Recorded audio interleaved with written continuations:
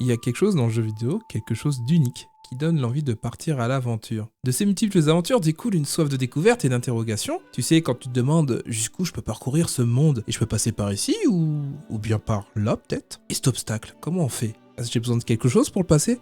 Comment je fais pour le contourner? Et de toutes ces questions découle un mystère qui ne demande qu'à être découvert. Aujourd'hui, la légende de Zelda est fortement marquée par l'aventure et la découverte. Encore plus avec les 2 derniers volets de l'opus, Breath of the Wild et Tears of the Kingdom, sa suite directe. On entend parler de fondation pour le jeu dans le genre, au point même d'évoquer une recette/formule de base. Mais quand je parle avec mon entourage de la licence Zelda, je retrouve 2 camps bien distincts. Il y a ceux qui ont suivi la légende et ont apprécié son évolution, puis il y a ceux qui sont nostalgiques et qui adhèrent moins avec la nouvelle formule de la licence. Mais de ces échanges, il y a un jeu qui ressort principalement.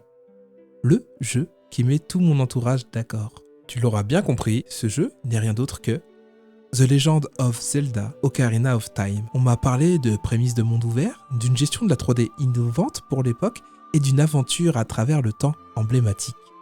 Alors j'ai récupéré mon jeu sur ma 3DS et j'ai aussi dépoussiéré la Nintendo 64 fraîchement retrouvée dans le garage de mes parents afin de profiter du jeu dans sa première et dernière version. L'exercice du jour sera d'en tirer une critique pour voir si nos souvenirs ont raison d'être aussi généreux avec cet opus. Et est-ce que ça vaut le coup d'y jouer en 2024? Et c'est après une bonne vingtaine d'heures de jeu que je vous écris aujourd'hui. Ce jeu me passionne et la façon d'aborder ce sujet tout autant. Mais bon, je vous préviens tout de suite, je suis pas un expert du jeu vidéo, je vais pas employer des termes techniques et tout, ça sera très basique. Je suis un joueur et aujourd'hui, je vais vous donner mon avis construit. Allez, j'arrête de vous embêter avec l'introduction, place à l'histoire du jeu. Bonne écoute sur Évasion. The Legend of Zelda Ocarina of Time est un jeu développé et édité par Nintendo. Avec un développement débutant en 1995, c'est 3 ans plus tard que Ocarina of Time voit le jour dans nos contrées en décembre 1998 sur Nintendo 64. Le jeu est édité fin 2002 pour la GameCube dans une compile venant compléter le nouveau venu de la licence The Wind Waker, avec en bonus la version Master Quest que les habitués connaissent plutôt sous le nom de Projet Ura Zelda. Puis en 2011 pour une ultime version remasterisée faite par le studio, je suis pas sûr de la prononciation, Guirezo, sur la Nintendo 3DS. À mes yeux, la version la plus aboutie et la plus ergonomique. Et bien évidemment, c'est sur cette version que je vous invite à découvrir cet opus si vous ne connaissez pas le jeu. Sinon, le jeu est actuellement disponible à travers les services du Nintendo Online sur Switch, mais bon, pour être franc, il pue du cul. Mais revenons au jeu. Aux commandes, on ne retrouve pas un ni 2, mais 5 réalisateurs qui ont la lourde tâche de mettre au monde le premier Zelda en 3D. Une fine équipe ayant chacun travaillé sur différents titres tels que Mario World, Metroid, Mario 64, ou bien encore les épisodes précédents de The Legend of Zelda, et bien d'autres encore. Certains titres ne sont même pas sortis chez nous en Europe, et c'est bien dommage, j'aurais bien aimé les découvrir. Il ne faut pas oublier aussi que cette équipe a été placée sous la supervision du bien connu Shigeru Miyamoto. Allez, j'arrête avec la partie histoire, conception du jeu. Si vous voulez plus d'informations, je vais être transparent avec vous. La page Wikipédia est hyper bien renseignée, et encore, il y a des fandoms aussi à trouver sur le net, c'est génial, on apprend plein de choses. Donc, si vous êtes un peu curieux, allez-y, c'est super. Évidemment, vous retrouverez tout ça dans la description. Et maintenant, on va passer à l'histoire du jeu, du moins, comment commence le jeu.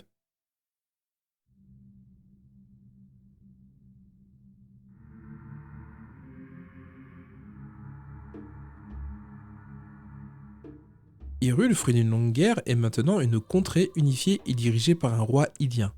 Il est maintenant question de cohabitation et collaboration entre chaque peuple. C'est dans ce même pays, au fin fond des bois perdus, que commence notre aventure. Les bois perdus abritent le village des Kokiri, qui ont l'apparence d'enfants hyliens, les oreilles longues, et sont tous vêtus d'une tunique verte. D'une nature enfantine, les Kokiri ne se soucient guère de ce qu'il se passe au-delà des bois, et ne souhaitent pas s'y aventurer par crainte qu'il leur arrive malheur. De plus, chacun d'entre eux se voit accompagné d'une fée dès leur naissance, et possède une jeunesse éternelle. Et pourtant, il existe une exception à la règle, un Kokiri qui ne possède pas de fée. Ce jeune Kokiri s'appelle Link, et se voit réveillé par Navi, une fée qui a été envoyée directement par le protecteur de la forêt, l'arbre Mojo, qui le convoque à ses côtés. Une fois prêt pour l'aventure, celui-ci nous explique qu'une ombre pèse sur Hyrule.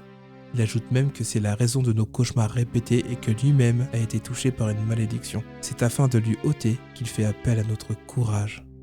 Après avoir accepté la requête, il demande à Navi de nous accompagner et nous donne accès au plus profond de ses racines. Et nous voilà partis pour notre tout premier donjon. Une fois le maléfice levé, l'arbre Mojo nous explique qu'un être maléfique lui a jeté cette malédiction.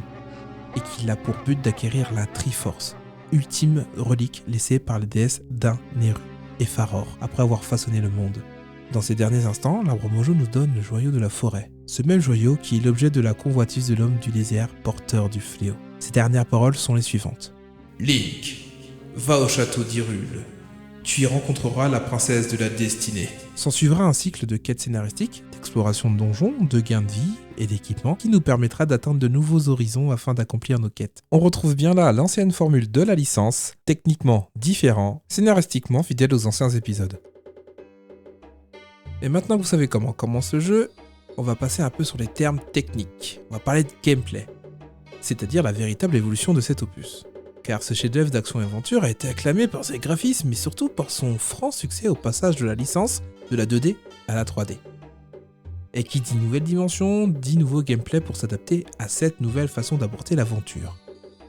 Pour faire face aux nouvelles problématiques de gameplay en 3D, Nintendo a l'avantage de pouvoir s'appuyer sur un solide Mario 64 qui a très bien relevé le défi de son côté, et se privera pas pour récupérer des idées ainsi que des concepts venant du jeu de notre plombier préféré. Mais il y a une différence dans le développement de la caméra de Mario et de Ocarina of Time, car même si les deux sont développés sur le même moteur graphique, l'une est focalisée sur Mario, et grâce à son stick droit, il était possible de tourner autour du personnage. Alors que dans Zelda Ocarina of Time, la caméra n'est pas contrôlable. Autour de Link, la caméra, elle, aura comme point principal l'environnement, et donnera au joueur l'impression qu'il dirige Link. Et ce, de manière très habile.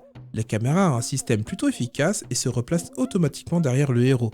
Que vous tourniez à droite ou à gauche, la caméra suit votre mouvement. On constate néanmoins parfois des difficultés vis-à-vis de la gestion de la caméra lorsque l'on recherche de la précision lors de donjons ou encore dans des espaces clos. De cette volonté naquit diverses contraintes, notamment celle du gameplay en combat. Cela pouvait devenir vite compliqué avec la dynamique d'un affrontement. C'est pour contrer cet obstacle qu'a été mis en place la visée Z, qui permettra aux combattants d'orienter Link correctement face à ses ennemis, mais également de faciliter le tir de projectiles, notamment avec le lance-pierre ou bien l'arc. Il suffira d'appuyer sur la touche Z de votre manette de Nintendo 64 pour focaliser un adversaire, et pas de panique si Link fait face à plusieurs adversaires, car si vous ciblez un ennemi avec la touche Z, les autres attendront leur tour.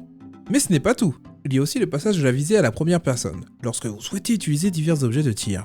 Ce concept a vu le jour grâce au souhait de Shigeru Miyamoto de permettre aux joueurs de vivre l'aventure à la première personne, idée qui n'a pas été gardée afin de permettre aux joueurs de pleinement ressentir le passage à l'âge adulte de Link. Et franchement, le ressenti est vraiment pas mal, mais comme quoi, même si ton idée est pas gardée, on peut toujours en tirer du bon. Ça, c'est à garder en tête. On parle beaucoup de la 3D, c'est vrai, mais il y a un point que j'ai apprécié, c'est l'interface qui est vraiment bon. Le fait de donner aux joueurs 3 raccourcis pour la Nintendo 64, c'est juste génial en fait. Ça te fait gagner un temps dingue et puis ça te permet de t'organiser un petit peu comment tu veux affronter telle ou telle situation. Et puis bien sûr, je souligne l'avancée sur la Nintendo 3DS, que là, t'as plein de boutons, t'as encore plus de boutons assignables, c'est super bien, c'est très pratique. Et spécial dédicace aux bottes de plomb. Car il faut le dire, sur Nintendo 64, tu pouvais pas les équiper comme un lance-pierre. Et c'était une perte de temps dingue dans le temple de l'eau. J'avais oublié ce petit passage bien fastidieux. Et franchement, faut dire chapeau bas pour y avoir pensé, et merci à l'ergonomie qu'il y a sur Nintendo 3DS encore une fois. Mais il ne faut pas oublier non plus que malgré toutes ces avancées techniques, Ocarina of Time reste fidèle à la structure de la licence Zelda. Vous commencerez l'aventure avec 3 cœurs de vie qui pourront augmenter au fur et à mesure de l'aventure via diverses quêtes principales, ainsi qu'annexes, énigmes, etc. Bien évidemment, vous êtes le gentil et vous devez combattre le méchant. Bon, et pour ce faire, vous retrouverez le fameux cycle PNJ, quête, donjon, exploration de donjon, PNJ, et ainsi de suite.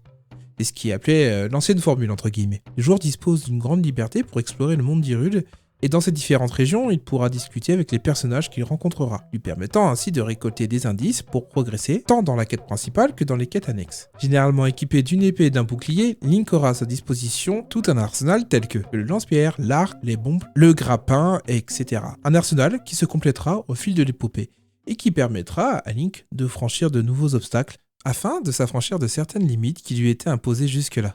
Maintenant que vous savez comment fonctionne le jeu, j'ai envie de dédier une petite partie à l'aspect artistique. Plus précisément à la bande-son. Ce n'est pas que je n'apprécie pas le travail graphique, au contraire, Ocarina of Time a longtemps été un modèle à ce niveau-là. Au point même qu'à l'époque, j'étais triste au début de The Wind Waker lorsque j'ai constaté que le style graphique avait changé, même si au final, je le trouve excellent. Alors, vous me me direz, pourquoi se focaliser sur une bande-son? Que dis-je? La bande-son. Eh bien, pour la simple raison qu'elle est dans ma tête depuis 26 ans. Et même si à l'époque, j'étais moins sensible à cet aspect, car j'étais totalement focalisé sur les graphismes, et j'étais jeune aussi, hein. La musique, à l'instar des graphismes, est tout bonnement intemporelle. Et une œuvre d'il y a 20 à 25 ans sera toujours aussi sublime demain. C'est comme le bon vin, quoi. Elle s'embellit avec le temps, contrairement à nos bien-aimés polygones. Même si on les aime toujours autant, hein. Mais ce n'est pas tout, car oui, bien sûr, le travail de Koji Kondo est tout simplement, à mes yeux, une masterclass. Et c'est incontestable. Mais la façon de l'introduire dans le jeu l'est tout autant, et c'est pour ça que j'en parle. Je me surprends encore aujourd'hui à fredonner des airs de cet opus, mais pour vous expliquer à quel point c'est marquant, je vais faire appel à quelqu'un que vous connaissez. Chérie? Quoi? Est-ce que tu peux venir, s'il te plaît? Arrive. Oui. Bonjour Sarah, ça va? Ouais. Comme une femme enceinte qui sort du lit. Comme une femme enceinte qui sort du lit. Bon, désolé, j'enregistre juste devant elle, donc il n'y a aucun suspense. Elle m'entendait très bien parler de tout ça juste avant, mais je sais que tu as joué à quelques Zelda dans ta vie. Je sais pas, je vais pas dire que t'es fan, mais juste t'aimes bien les Zelda, quoi. T'es une joueuse comme ça, passive. Ouais. Du coup, je vais faire un petit test avec toi en direct. Est-ce que tu peux me fredonner un air de Zelda, là maintenant? Ouais, attends, je suis en train de réfléchir. Sors-moi les meilleurs morceaux de ta playlist.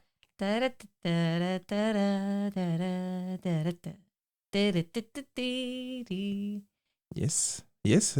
Ça, c'est le thème du village Kokiri, il me semble. Est-ce que t'en as un autre? Ah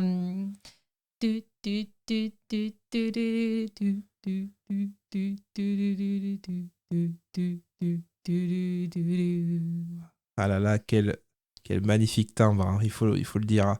Allez, un petit dernier pour la route?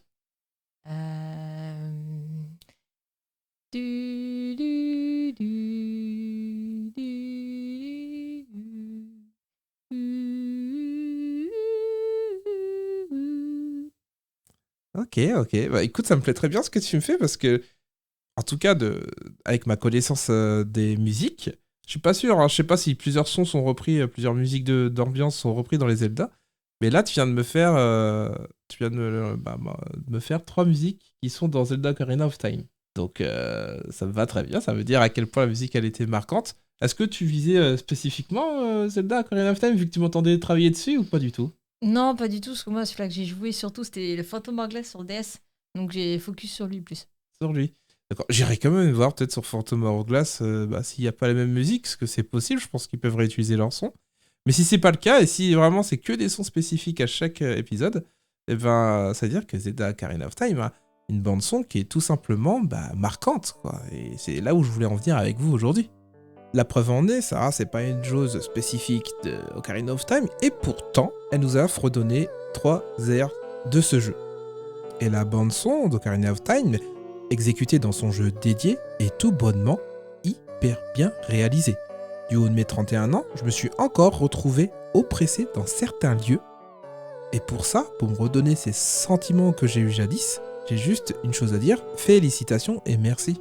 Peu importe le lieu où vous allez aller, il y aura une ambiance qui y sera associée et un ressenti qui sera complètement différent, qui donnera une profondeur à chaque lieu. Et après, dans la deuxième partie, au niveau de la bande-son, le truc que j'adore, c'est l'ocarina. Le fait de laisser les joueurs composer leur musique, ça nous amène à les apprendre. Par extension, ça nous engage encore plus dans l'exécution de la mélodie. On a l'impression que c'est nous qui jouons. On a cette sensation d'accomplissement quand on réussit un chant, c'est tout bête, même si c'est que 3 notes qui se répètent, mais on a quand même cette sensation d'accomplissement. Et c'est super satisfaisant. Et puis derrière démarre une mélodie qui est tout bonnement magnifique. Rien que pour ça, c'est vraiment très bien joué. Et je pense que c'est ce petit investissement, cette sensation d'accomplissement qui fait qu'on garde les chants. Pour les plus connus, la berceuse de Zelda, que Sarah vient de nous chanter il y a quelques secondes, ou bien le chant d'Epona, qui est vraiment connu aussi, ou encore le chant du soleil. Le chant du soleil qui est justement associé avec une ambiance dans le tombeau de la famille royale, était juste oppressante, avec les effrois qui étaient présents là-bas. C'est vraiment toujours ce petit frisson qui me parcourt. C'est juste une ambiance, une sensation qui est juste géniale. Et pour tout ça, franchement, merci l'équipe d'avoir mis au point une bande son et surtout de l'avoir appliquée d'une façon aussi ingénieuse. Allez, petit kiff, on va écouter une musique que j'adore.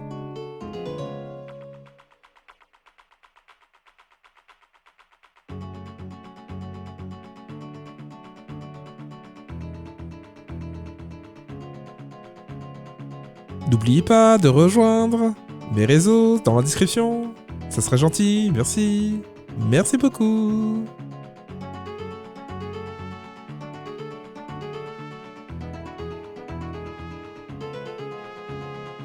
Et n'oublie pas de t'abonner. C'est gentil, ça ferait vraiment plaisir. Aïe aïe aïe aïe aïe aïe aïe. Craquage à part, il est grand temps pour moi de vous donner mon avis.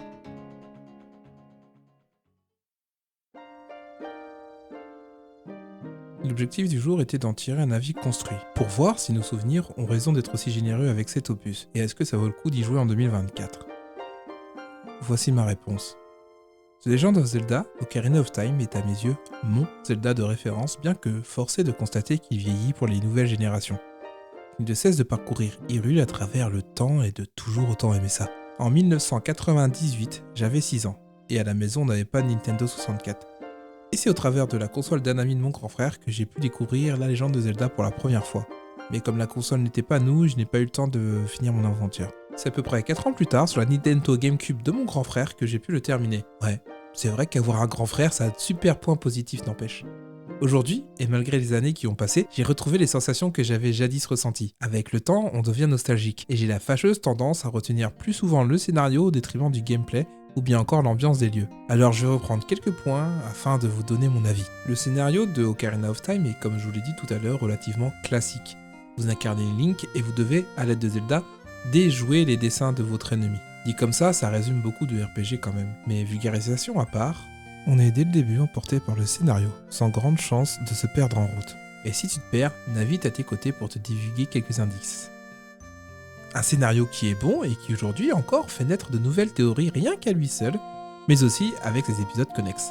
Et qui est même la pierre angulaire de la fameuse timeline Zelda, mais qui je crois a été...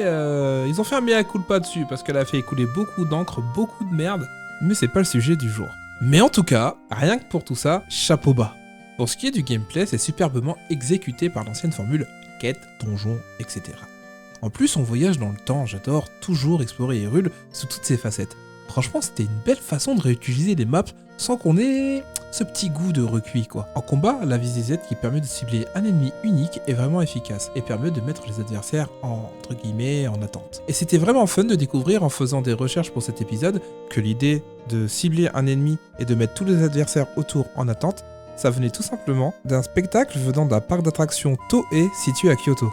En fait, c'était un spectacle de ninja, et en fait, ils ont observé que, comme dans les films, le héros se battait contre ses ennemis un par un, et les autres tournaient simplement autour. Vraiment sympa comme anecdote ça. Je ne réinsisterai pas sur l'interface que j'ai déjà énumérée plusieurs fois.